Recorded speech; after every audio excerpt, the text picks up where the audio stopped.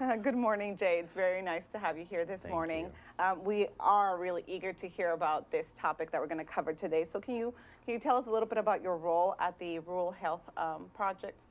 Sure. Rural Health Projects, first off, is a local nonprofit. We are comprised of various grants and contracts. And our whole mission is to connect and collaborate with communities to bring health initiatives and education to their local level. My role as the lead program coordinator, I work specifically with our TSET grant, and that grant helps community organizations, businesses, to really put physical activity, nutrition, and tobacco cessation right at the forefront. We'll talk about the TSET, and people have heard that acronym or that phrase quite often. And you kind of touched on this, Jay, a little bit about the overall mission of Rural Health Projects. How was Rural Health Projects created? I guess, I understand the purpose and everything, but why did it show up? So Rural Health Projects has been around since the 80s. When really we looked at the time, we were a Northwest AHEC, so an area health education center. And it was, how can we bring rural health education to local communities? The folks in Guyman don't necessarily have the same opportunities as those in the metro areas. So how can we get that out here in Northwest Oklahoma and get that same health education and programming out to local rural communities? Before Sarah jumps to her next question, let me interrupt real quick. I think it's real easy if you live in a larger community, Oklahoma City, Tulsa, Lawton, Enid, communities like that, thinking that, well, I have access to a doctor and a hospital and dentist and everything like that. You lose sight that if you live in the Panhandle, or if you live in Southwest or Southeast Oklahoma, maybe not everybody has that easy access. Absolutely. We have conversations with physicians where they're going to go where they're happiest. Where's the most active living bang for their buck? And there's not a lot of opportunities out in Guyman to expand and raise a family. And some of those, I keep using Guyman, but rural communities that are a little further out from metroplexes that have things going on. So Tulsa may be a little bit more attractive than Northwestern and absolutely Western Oklahoma. Okay. Right. How would you describe the health condition of Oklahomans?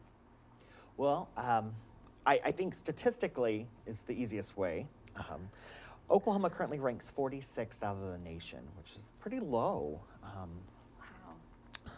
We are not a healthy state. We currently have 20% of adults do not meet the recommended physical activity level, which is 30 minutes a day. If you look at that, saying roughly 33% are obese. Oklahoma still has a 20% smoking rate, which is one of the highest in the country. Mm-hmm. It's going down, so great work on the forefront from TSET, but we are still an unhealthy state as a whole.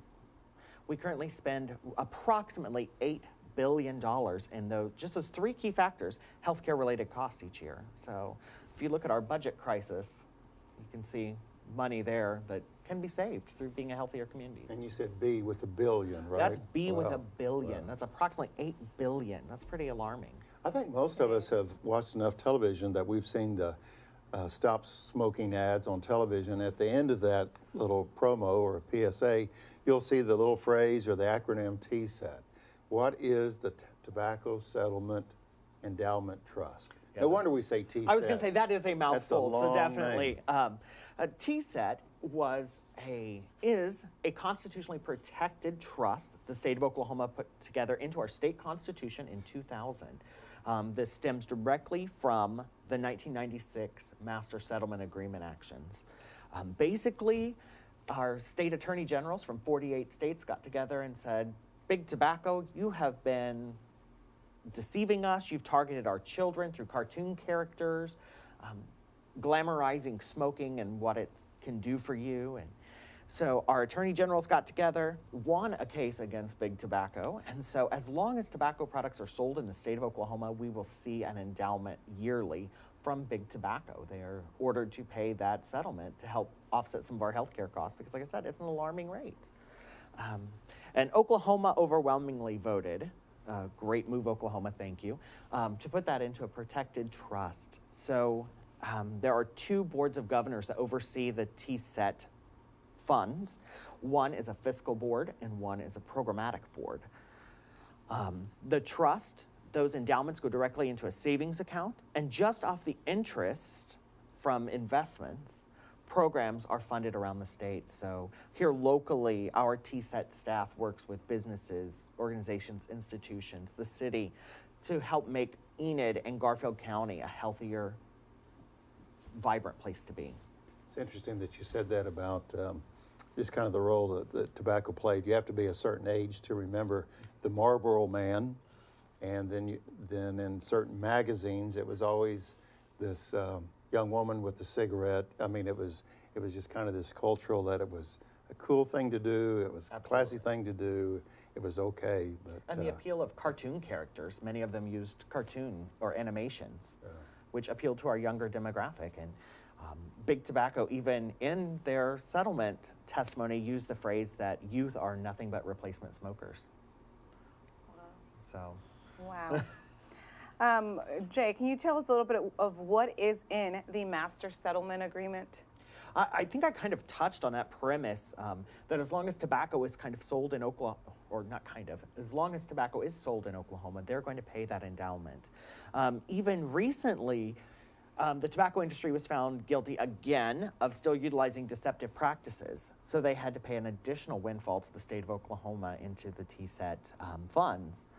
That nearly $3 million was graciously disseminated from TSET based on the state of our fiscal state, that is, disseminating those funds to address the Department of Mental Health and Substance Abuse, as well as our senior feeding programs for our senior citizens.